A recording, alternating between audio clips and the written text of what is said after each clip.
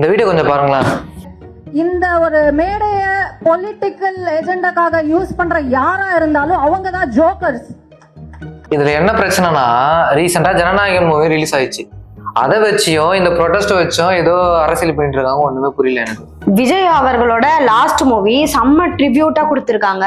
அது மட்டும் இல்லாம அவங்களோட ஃபேன்ஸ் எல்லாருமே இது கடைசி மூவிப்பா அப்படின்ற மாதிரி அவங்க அழுதுட்டும், லாஸ்ட் டைம் தலைவரை நான் இப்பதான் வந்து ஃபர்ஸ்ட் பார்க்க போறேன் அப்படின்ற மாதிரி ரொம்ப ஆர்வமா போயிட்டு இருக்காங்க தியேட்டருக்கு. இன்னொரு சைடு நீட்டோட ப்ரொட்டஸ்ட் நடந்துட்டு இருக்கு இல்லையா? இதுல என்ன பண்றாங்கன்னா, நீ நீட்டுக்காக நீ ப்ரொட்டஸ்ட் பண்ண வரியா, அப்ப நீ ஜனநாயகன் மூவி பாத்துருக்க கூடாது. இதெல்லாம் எங்க அக்செப்ட் பண்ணிக்கிற மாதிரி பாத்துருக்க கூடாது. ஏன்னா நீ விஜயோட ஃபேனு. நீ விஜயோட படத்தை பாத்தீங்கன்னா நீங்க வந்து தாவேக்கா, நீங்க வந்து நீட்டோட ப்ரொட்டஸ்டுக்கு வரக்கூடாது. இப்போ நீங்க சொல்ற மாதிரி பார்த்தா அவர் ஆட்சிக்கு வரும்போது அந்த படம் வந்து ஸ்டாப் பண்ணாங்க, வரக்கூடாதுன்னு. சென்சார் சர்டிபிகேட்ல அவ்வளவு பிரச்சனை இப்போ அப்படின்னு எவ்வளவு நடந்துச்சு. இப்போ எதுக்கு அந்த ப்ராப்ளத்தை இதுக்குள்ள லிங்க் பண்றாங்க? ஏன்னா அதுதான் ஒரு பாயிண்டே இருக்கு. படம் ஃபுல்லா பாத்தீங்கன்னு வச்சுக்கோங்களேன், டிஎம்கேவை அங்கங்க தாக்கியிருக்காங்க. இப்ப மறுபடியும் வந்து அந்த படத்தை வந்து போட்டு காட்டுறாங்கன்னு வச்சுக்கோங்களேன், மறுபடியும் மக்கள்லாம் எங்க இன்ஃபுளுன்ஸ் ஆயிட்டு அடுத்த எலெக்ஷன்லயும் விஜய் எப்படி வர வச்சிட போறாங்க அப்படின்ற ஒரு பயம் திமுகக்கு உள்ள. நீட்டுக்கு ப்ரொட்டஸ்ட் பண்றது ரொம்ப சரியான விஷயம், அதை யாருமே தப்புன்னு சொல்லல. ஆனா இங்கேயும் வந்து அரசியலை கொண்டு வர்றது ரொம்ப தப்பான விஷயம். நீங்க அந்த மீட்டிங்லயே பாத்தீங்கன்னா அந்த ஜூலிலாம் இருக்காங்கல்ல, அவங்க எல்லாம் சம்மந்தமே இல்லாம கத்திட்டு இருக்காங்க. டிஎம்கேவோட பேட்ஜ் போட்டுட்டு டிஷர்ட் போட்டுட்டு சனம் அவங்க கரெக்டா தான் பேசியிருக்காங்க. நான் ஜனநாயகம் படத்தை பார்த்திருக்கேன், ஆனா ஆஸ் அ பப்ளிக்கா ஸ்டூடெண்ட்டுக்கு சப்போர்ட் பண்ற விதத்துல நான் இங்க வந்து நின்றுருக்கேன் அப்படின்ற மாதிரி சொல்லியிருக்காங்க. இது கரெக்டான ஸ்டேட்மெண்டா இல்லையா? கரெக்ட் தான். அந்த இடத்துல வந்து ஸ்டூடெண்ட்லாம் கத்தணும்னு அவசியமே இல்லையே.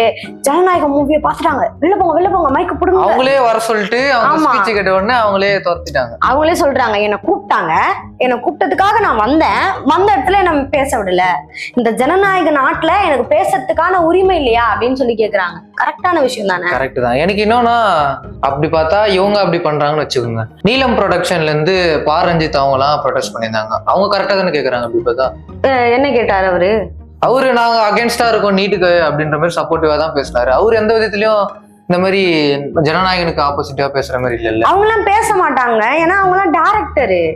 அவங்க பேசிட்டா அவங்க படத்தை போய் இந்த மாதிரி ஏதாவது ப்ரொடெஸ்ட் நடந்துட்டா அவர் படத்தை அவர் நிறுத்தி வச்சிருவாரா? அவரால் முடியுமா? அது முடியுமா? நீங்க யோசிச்சு பாருங்க.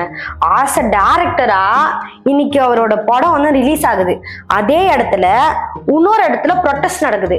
ரெண்டுத்துல எங்க போய் அவர் கலந்துப்பாரு? படம் தான் கலந்து. எல்லாருக்குமே தேவைன்றது ஒண்ணு இருக்கு, அதை தாண்டி இது கிடைக்கணும்னு ஒண்ணு இருக்கு. ரெண்டுத்தையும் கம்பேர் பண்ணிக்க கூடாதுல்ல. ஜனநாயகம் மூவி அது ப்ரொஃபஷன், அது அவரு ஆல்ரெடி பண்ணது. அது அவங்க எல்லாரும் என்டர்டைன்மெண்ட்டுக்காக பாக்குறாங்க, விஜய்க்காக பாக்குறாங்க. நீட் ப்ரொடெஸ்ட்ன்றது நம்ம நாட்டுக்கே தேவையான ஒண்ணு, புரியுதா? அதை அவங்க பண்றாங்க. அதையும் தாண்டி டெல்லியில எல்லாம் என்ன பண்றாங்கன்னா ஃபேர் நீட்டுன்னு தான் பண்றாங்க, பேன் நீட்டுன்னு இங்க தான் பண்றாங்க. ஒரு சில மாணவர்கள் வந்து எனக்கு ஃபேர் நீட்டே போதும் அப்படின்ற மாதிரிதான் சொல்றாங்க. பேன் நீட்டுன்னு யாரும் கத்தலை. பேன் நீட்டும் நம்மளுக்கு தேவைதான், ஆனா எந்த அளவுக்கு ஒரு தனித்தனியா பிரிக்கலாம். பேன் நீட்டுன்றத எதுக்காக கொண்டு வரலாம்னா, இங்க கல்வியை ஒழுங்கா மாத்தணும். இங்க கல்வி எல்லாருக்கும் சமமா கிடைக்கணும். நம்ம ஸ்டேட்லயே வச்சுக்கோங்களேன், சிபிஎஸ்இ சிலபஸ்ன்னு இருக்கு, இன்னொன்னு ஸ்டேட் போர்டு சிலபஸ்ன்னு இருக்கு. 2 சிலபஸ் இருக்குல்ல, இந்த 2 சிலபஸ் வந்து வேறுபடும். அப்ப அந்த நிலைமையில தான் இப்ப தமிழகம் இருக்கு. அதுதான் மாத்தணும் ஃபர்ஸ்ட். நீங்க அதை மாத்திட்டு அதுக்கப்புறம் நீட்டை உள்ள கொண்டு வந்தீங்கன்னா பிரச்சனை கிடையாது. அதனாலதான் இப்ப பேன் நீட்டுன்னு போராடிட்டு இருக்காங்க. ஆனா இப்போ அங்க டெல்லியில மெயினா போராட்டம் பண்றது வந்து நீட்டை பேன் பண்ணணும்ன்றதுக்காக இல்ல. அந்த தர்மேந்திர பிரதான பதவி விட்டு விலகுனா போதும், நீட்டை ஒழுங்கா சீர்படுத்தினா போதும். அதையும் தமிழ்நாட்டுல பேன்ன்ற மாதிரி ஒரு முத்திரை குத்துறாங்கன்னா, அதுக்குதான் இப்ப டிஎம்கேல வந்து உதயநிதி வந்து பேன் பண்ணணுன்றதுக்காக தான் பண்ணாரு. ஆனா அங்கங்க சென்னையில நீட்டுக்கு எதிர்த்து தான் போராடுறாங்களே தவிர பேன் பண்ணல. இந்த டிஎம்கே உள்ள வந்ததுக்கு அப்புறம் தான் இந்த பேன்ன்ற கேள்வியே வந்திருக்கு. அதுதான் தூண்டி விடுறதுன்றது. ஒன்னு தூண்டி விடுறாங்க, மக்கள் மனசுல வந்து திணிக்கிறாங்க. நிறைய பேர் வந்து இப்ப முழுமையா கான்சென்ட்ரேட் பண்றது என்னன்னா, ஜனநாயகன் பார்க்க கூடாது. அப்படி பார்த்தா 1.5 கோடி பேர் ஆல்ரெடி பாத்துட்டாங்கல்ல, லீக் ஆனது பாத்துட்டாங்க. இப்ப மறுபடியும் மாற்றம் செஞ்சிருக்காங்களே. நீங்க இவ்வளவு சொல்றீங்களே, திமுக இப்ப போராடுறாங்களே, ஜனநாயகம் பார்க்க கூடாது, பார்த்துட்டு வந்துதான் ப்ரொடெஸ்ட் எல்லாம் பண்ணக்கூடாது அப்படின்னு சொல்லி போராடிட்டு இருக்காங்க. சனம துரத்தும் போது எனக்கு அப்படிதான் தோணுச்சு, இவங்க இதுதான் பிளான் பண்ணி வர வச்சிருக்காங்க போல அப்படின்னு சொல்லிட்டு. அப்படி பார்த்தா இந்த தூய்மை பணியாளர்கள் எல்லாம் போராட்டம் பண்ணாங்களே, அந்த நேரத்துல தான் கூலி வந்துச்சு. கூலி மூவிய பாத்துட்டு வந்து ரிவ்யூ எல்லாம் கொடுக்கலையா? பார்த்தேன், உதயநிதி ரிவ்யூ கொடுத்தாங்களா? அப்ப அது சரியா? அப்ப நீங்க ஆட்சியில இருக்கும் போது நீங்க ஒண்ணு பண்றீங்கன்னா அது கரெக்ட். மத்தவங்க ஆட்சியில இருக்கும் போது அவர் ரிவ்யூ கூட கொடுக்கல. புரியுதா?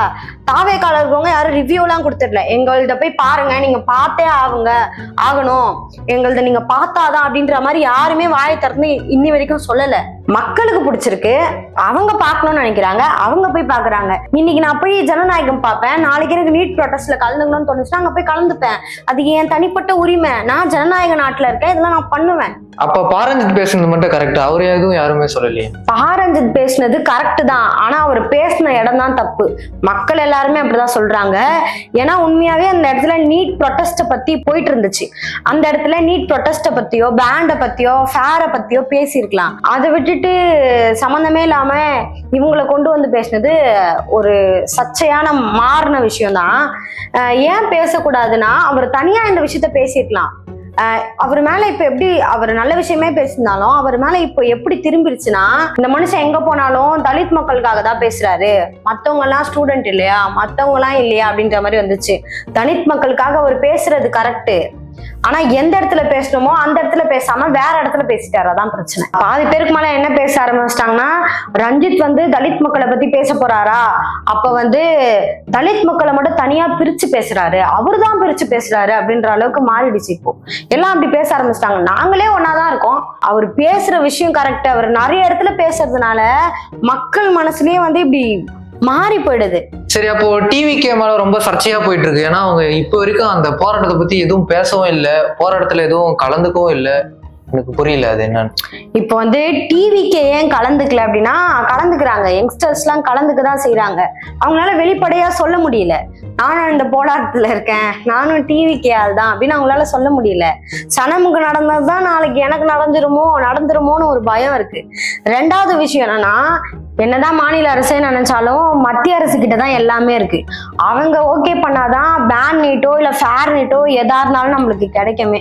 இப்ப வந்து விஜய் இந்த கேள்விலாம் வேற இப்ப போயிட்டு இருக்கு.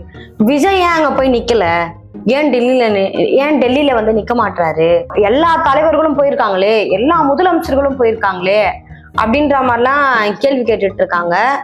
அவர் அங்க போயிட்டாருன்னு வச்சுக்கோங்களேன், அங்க இருக்கிற சூழ்நிலை எப்படி மாறும்னு மட்டும் யோசிச்சு பாருங்க.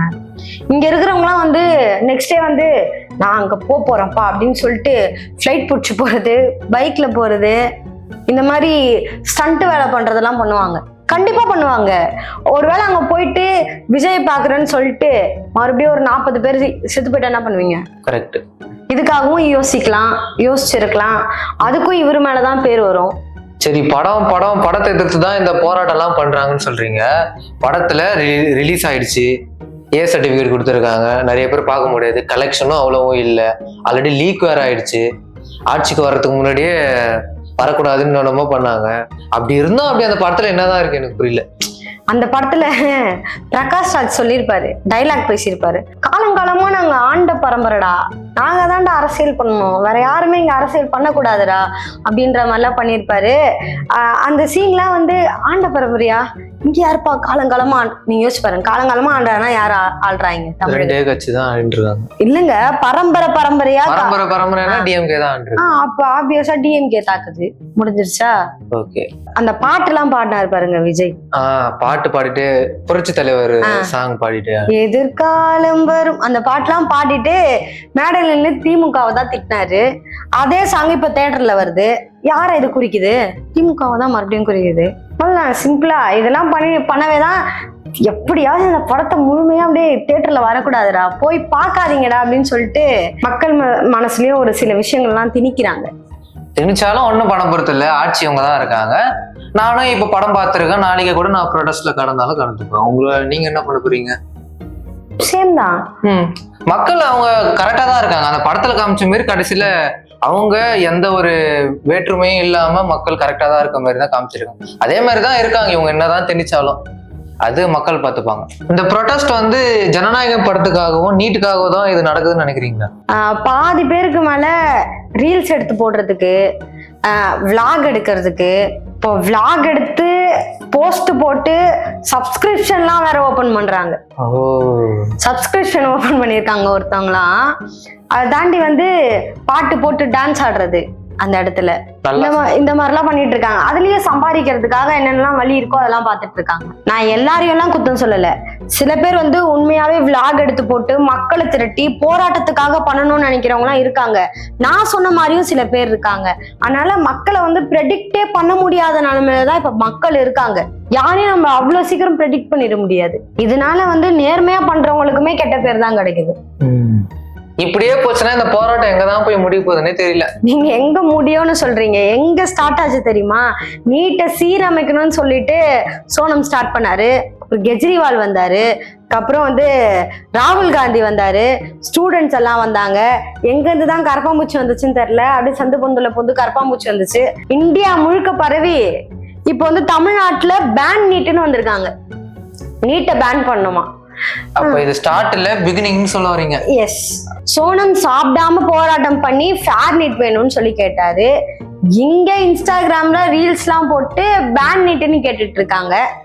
மக்களே நீங்க சொல்லுங்க, உங்களுக்கு பேன் நீட் வேணுமா இல்ல ஃபேர் நீட் வேணுமா? மறக்காம கமெண்ட் பண்ணுங்க. இதே மாதிரி நிறைய தகவலை தெரிஞ்சுக்க சிகப்பு நாடா சேனலை சப்ஸ்கிரைப் பண்ணிக்கோங்க.